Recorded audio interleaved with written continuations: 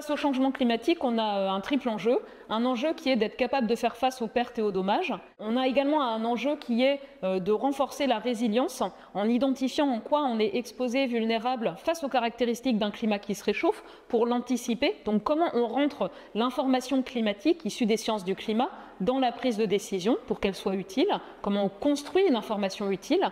Et puis enfin, il y a bien sûr agir sur la cause de l'accumulation de chaleur dans le climat, les émissions de gaz à effet de serre, comment on arrive à le tracer à l'intérieur du fonctionnement d'une administration, d'une entreprise, et comment on le rentre vraiment dans la prise de décision, de sorte à pouvoir s'assurer de contribuer à construire une activité économique, des emplois neutres en carbone.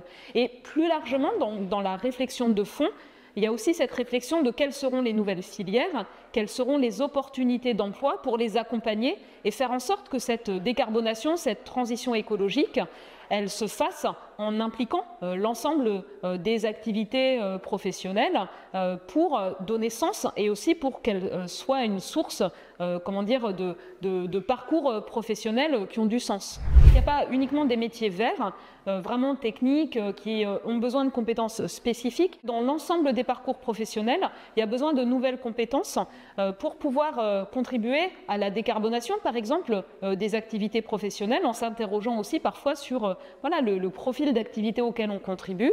On a parlé de l'agriculture, on a parlé du secteur bancaire, on a parlé du secteur de l'énergie et bien d'autres. Et puis, il y a également donc, les enjeux d'être capable, dans les parcours professionnels, d'anticiper les conséquences d'un climat qui se réchauffe, les risques physiques pour l'entreprise, mais aussi sa chaîne de valeur, par exemple, et d'être capable d'anticiper pour s'assurer finalement de la résilience des activités de son cadre professionnel même. Et puis, il y a aussi en fait toute une réflexion qui a été portée collectivement sur comment on amène dans le fonctionnement d'une entreprise à la prise en compte de ces enjeux de manière approfondie, sérieuse, de sorte à y apporter des réponses.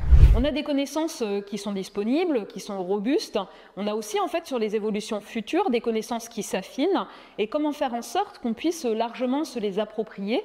C'est vraiment l'opportunité d'avoir des moments d'échange comme le forum météo et climat et tout ce type d'actions qui permettent de faciliter les échanges, le partage, le retour, la co-construction de connaissances entre les citoyens et puis le monde qui produit ces connaissances scientifiques ou techniques. On est vraiment sur un enjeu important de monter en connaissance dans l'ensemble de la société.